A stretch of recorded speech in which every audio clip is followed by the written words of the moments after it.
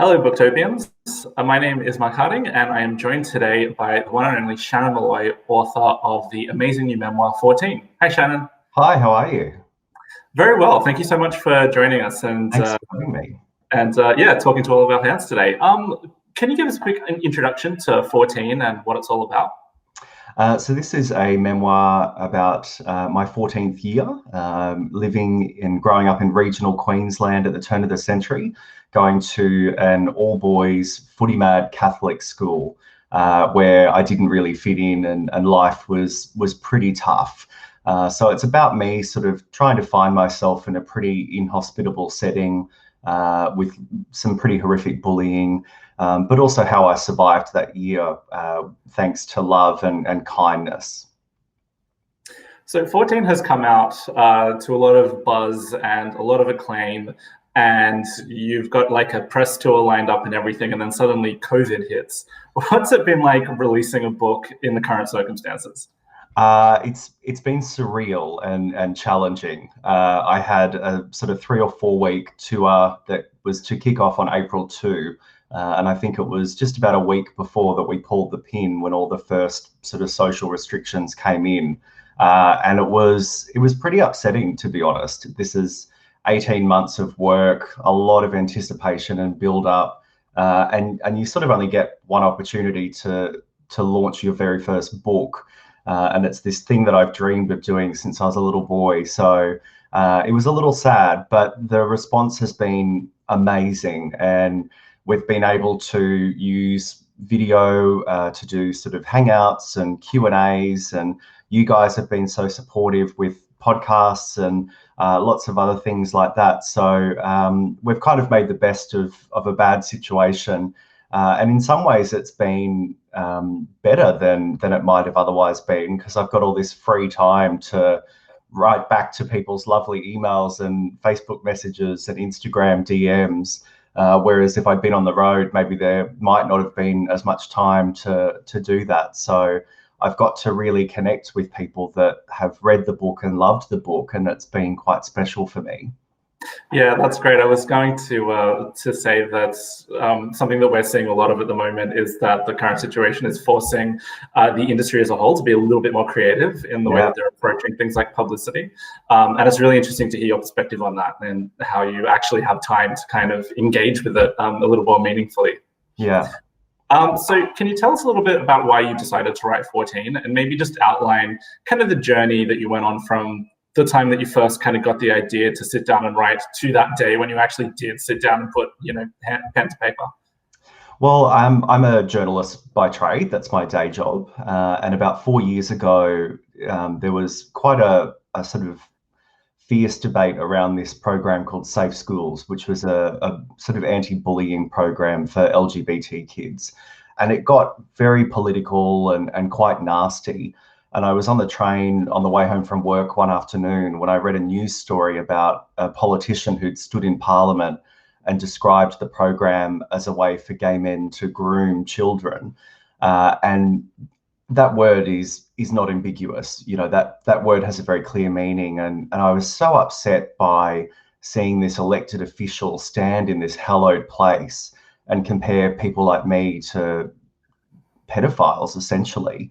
And so I wrote this really impassioned opinion piece about why this program or programs like it are so important for kids that are vulnerable.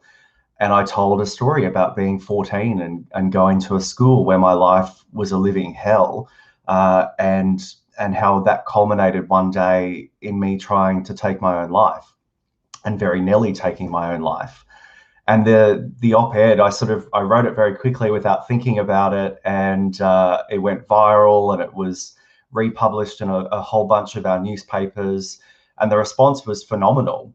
And in amongst all of the really supportive messages and stories from other people about their own experiences were about half a dozen emails and Facebook messages from mums of boys that were just like me, but had very sadly not survived. They had taken their own lives. And these mums were saying, you should share your story. There's power in that. And so that kind of planted the seed. And then sort of 2 years later, I decided I should start doing something about this idea that I'd been procrastinating on. And that's kind of how 14 came to life. It was a very challenging year for me, but sort of love and kindness gave me hope to push through. And it was a small group of friends and an amazing family, and kind of the message that there is a whole wide world out there for you that ultimately saw me survive that horrific year. And so I wanted to share that for young people now, for anyone who's struggling, regardless of who they are, and for anyone who's ever had a tough time and maybe needs a reminder that, you know, it gets better and that there is love in the world and we always find our place in it. And also I just wanted to tell a cracking story. It's full of 90s pop culture references and trashy pop music and a little bit of sort of Australiana nostalgia from a small town perspective. So yeah, here we are. Do you think, had you been able to read 14 when you were 14, do you think it would have had an impact on your life?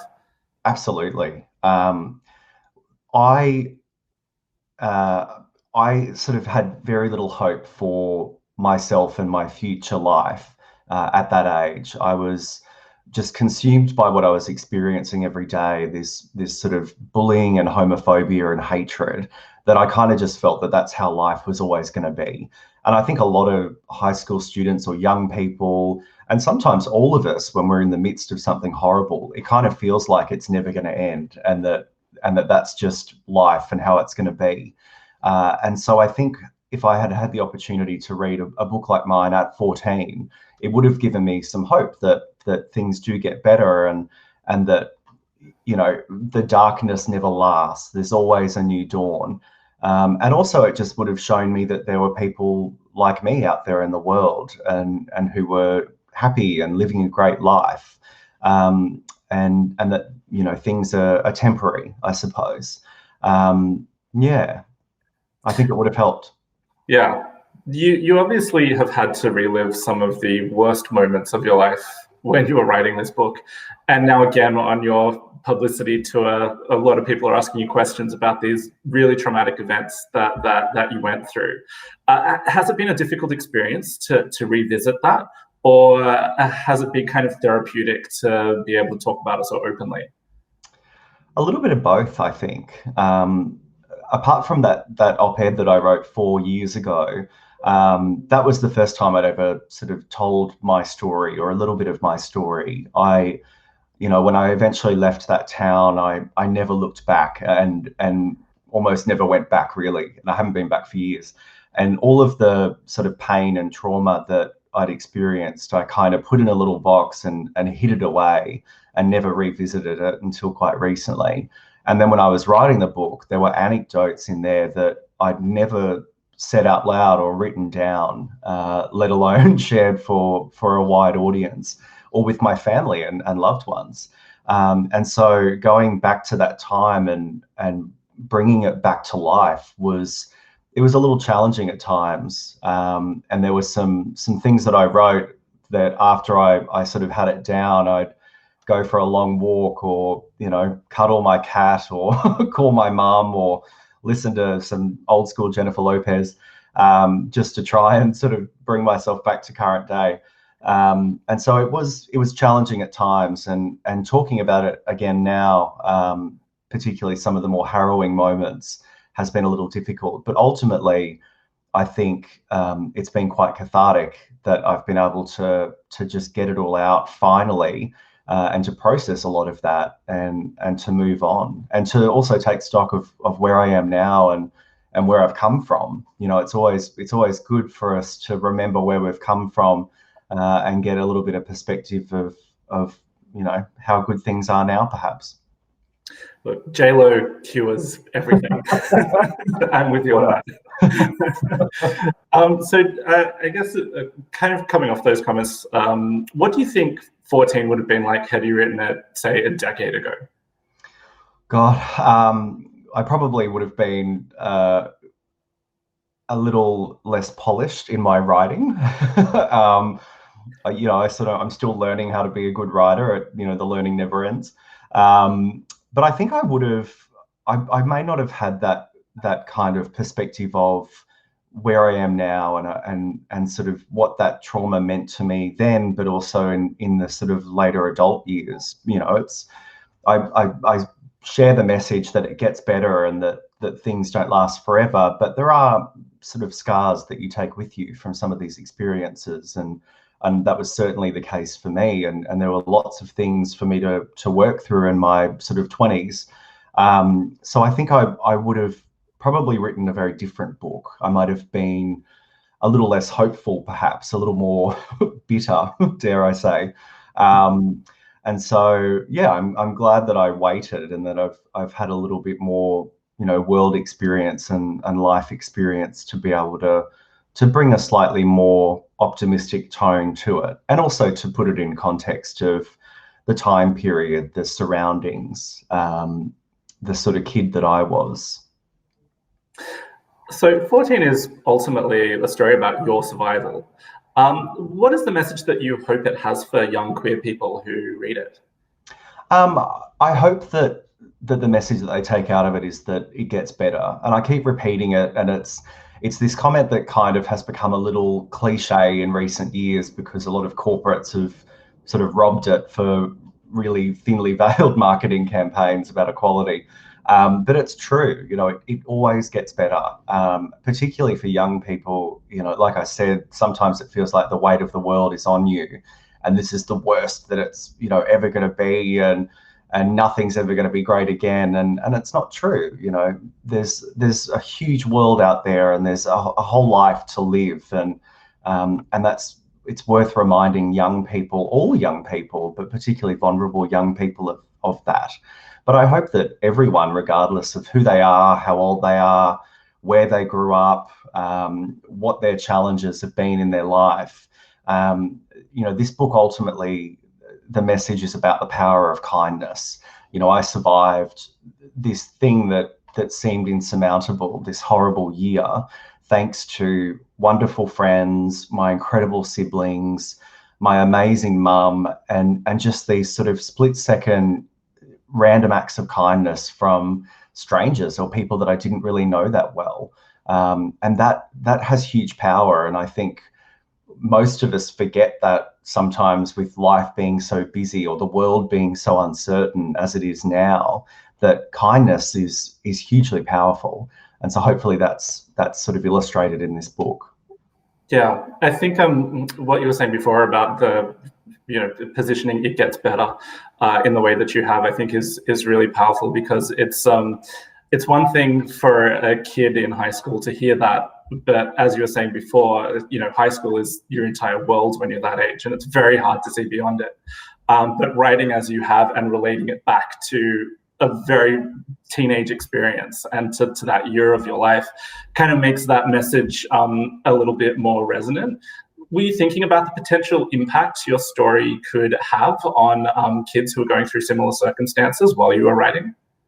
It was definitely a consideration, particularly, those half a dozen messages that I got 4 years ago from those mums has never left me. That had a profound impact on me in a number of ways. It sort of showed me the importance of telling our own stories and, reminding people of where we've come from and in some ways how far we still have to go.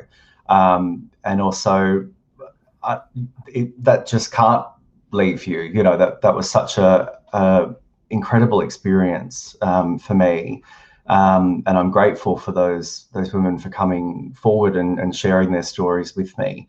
So that was in the back of my mind. But what I tried to do was kind of not get bogged down too much in thinking about what the book could be or what it meant, and instead just try to tell my story. And so that's what I did. I just wrote. I didn't edit along the way. I just kind of, even if I knew it was crap while I was writing it, I just kept writing just to get something down, and tried not to think of too much else or to let it preoccupy me.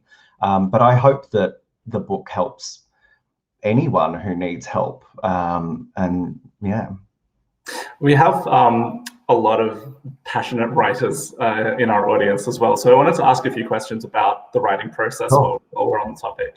What did a typical day look like in the life of Shannon Molloy while you were in the process of writing 14? Well, I got the sort of green light from my publisher, like let's do this at the end of September in 2018. And then I handed in the draft manuscript in February 2019. So it was about sort of 5 months to write the full thing. And I hadn't written very much at that point. So it was a tight deadline to get down quite a lot. And I didn't take any time off work. I was still working through the whole thing. And so I had to be really deliberate about scheduling time to write, because otherwise, I get quite lazy and I come home and sit on the couch and then all of a sudden it's bedtime. So I scheduled time, an hour and a half in the morning, 2 hours in the evening every day, and then most weekends. And as I said, I didn't edit as I went along because I knew I'd get stuck in my own head and second guess myself. And I just wrote. And I used a lot of sort of kind of things to try and trigger memories and also take me back to that time, like listening to, for that 5 months, only music from the years sort of 1998 to 2000, essentially. And I watched old movies that I used to watch when I was that age, like She's All That and Can't Hardly Wait and, Cruel Intentions and all these awful, awful movies that are also amazing. That's amazing, Ron. Yeah. Amazing. And spoke to old friends and spoke to my family about what I was like at that time and looked at old photos and did lots of sort of writing exercises outside of normal writing time on really nailing color and description. And that's kind of what I did. And then at the very end, I went away for a week to this house in the country with no phone service, no internet. I don't even think the television sort of connected to anything. And I just sat in the quiet and read through the book a couple of times and then moved some things around, cut some stuff out. I had this whole sort of like 2,500 word monologue about the Shania Twain song, Man, I Feel Like a Woman, and how cool I thought it was at the time. And I cut that down to a couple of lines because it was just ridiculous.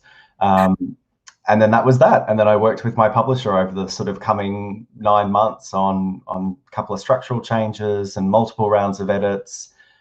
And that was it. I think there is an audience for that Shania Twain essay. The second book. I would read that. So you've mentioned that you're a journalist by trade. What would you say are the biggest differences between writing for news and writing a book? Writing about myself was very difficult. For a number of reasons. A lot of journalists are sort of taught, you're never the story. Don't write about yourself. Don't put yourself in the story. And I, for the most part, and until recently, I haven't. So writing about things that happened to me was quite strange, just unusual, something I hadn't experienced before. And the other big difference is space, obviously. I work in online, but there's still a limit to how many words you can put in a story, purely because people lose interest. And so even feature writing, it might be a couple of thousand words, and you've still got to be quite succinct to get in everything that you want to get in. And so there's not a great deal of room for description and color, and that was something that I got to have a lot of fun with. There was no limit, and I could just write and use really, incredibly descriptive language and kind of play with, analysis of these things from a current perspective while jumping back into, my childhood. And it was a lot of fun. I had a great time, and I think this has made me such a better writer from a journalistic perspective, because I know a little bit more about using color and the impacts that can have, particularly when you're telling other people's stories.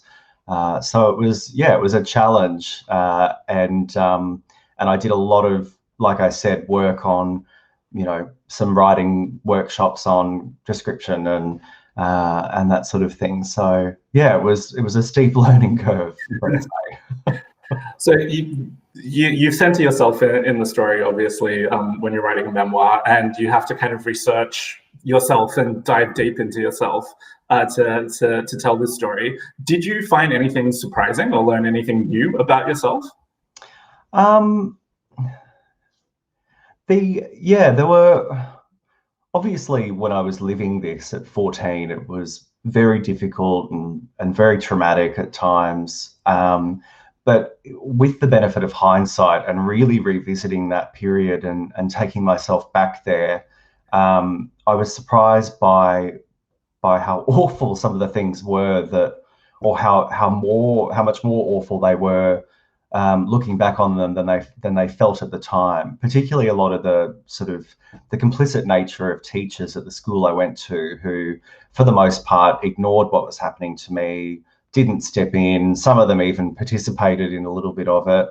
And at the time, it sort of just felt like, because I was this awful thing, the worst thing that you could be, just about, that I kind of deserved that I deserved the lack of care and respect from these adults in my life. And then going back now with, being an adult and knowing what's right and wrong and the responsibility of teachers particularly, a lot of that was quite horrifying and quite upsetting too.